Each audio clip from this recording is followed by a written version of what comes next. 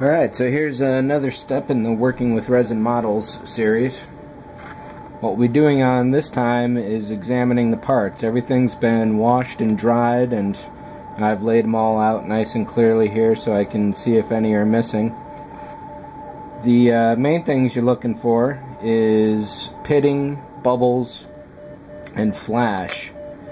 So being a Captain Cardboard model, he is a bit of a perfectionist, so there's very rarely any of that with any of his kits. And if there is any, it's usually on the back sides. So around the edges of this piece, you can kind of see that there's these little gray spots, and those are essentially voids. There they are.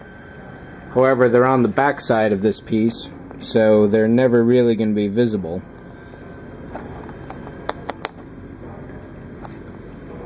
And in all these cases, all these parts are looking pretty good. The easy way to tell is on the really big pieces. Smaller ones, they're not so obvious. On a piece like this, a bubble would definitely show up. Usually it'll turn into a hole, as well as pits and voids. So like along the rim here, those are voids just under the resin surface, so if you sand that away, you'll get a hole. However, they don't exist on the outside of the model, and that's what's really most important.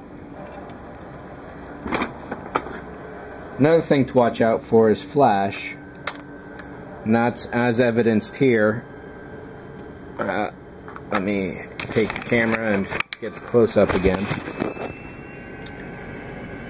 So like on these parts here, all that little bit in between each one is flash. And you can see there's some on these parts here as well.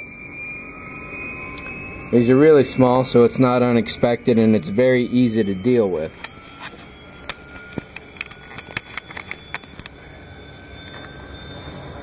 In a lot of cases, when the flash is on the outside of the part, you can usually just remove it with your fingernail. When it's inside like that, I'll take the back side of an X-Acto and just whisk it away. Don't use the blade itself because that can cut into the parts.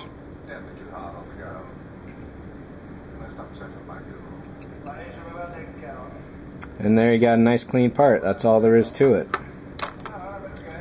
You can do this before you wash the model or after.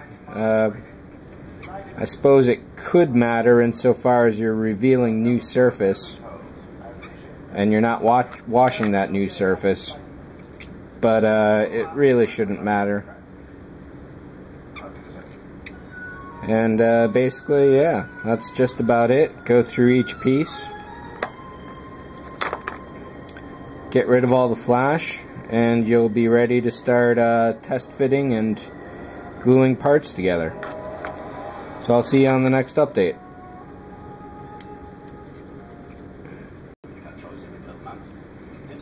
So here's an addendum to getting rid of flash.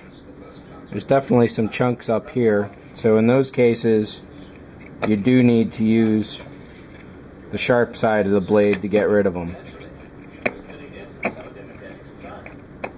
Just be careful so you don't slice into any other part. Once you get rid of the main bulk of it, you can use a file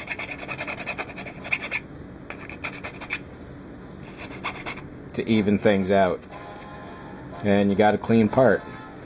One thing you might want to consider doing as well is that to help out the resin have good adhesion to all the other parts that it's going to connect to, I like to scrape up the surface with a really good file.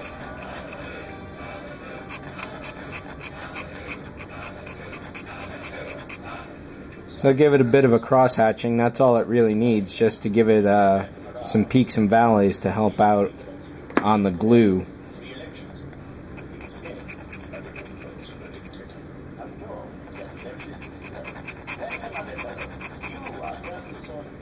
So having all that space in between the parts will help out. So that's it for this one. See ya.